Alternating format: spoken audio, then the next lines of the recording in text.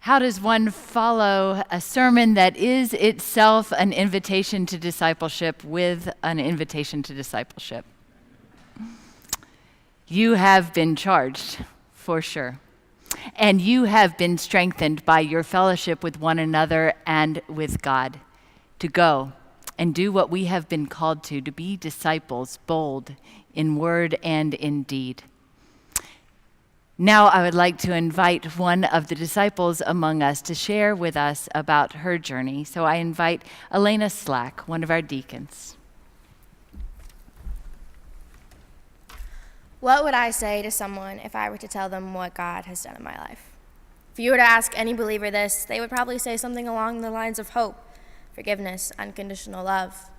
But my God has given me more than just this. He has given me a home, a purpose, if you will.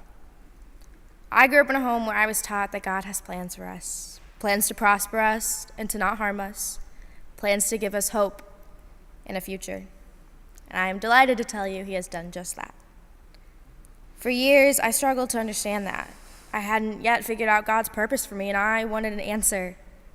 Now I know that it is simply to serve Him.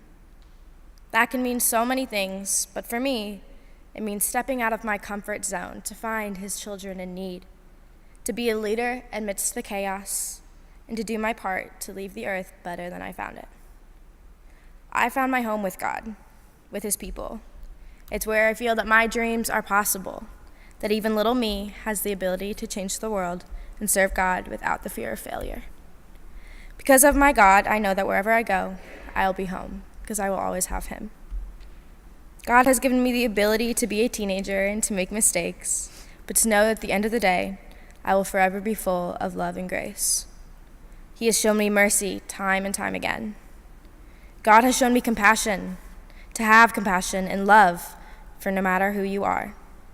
God gives us strength because, let's face it, life is hard.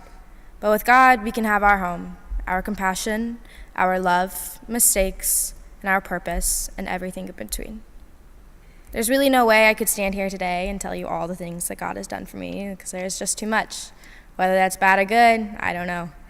But I'm only 18. I have a life to live, learning to accept and deserve all that God will do for me, and I pray that we all do the same. Thank you, Alaina.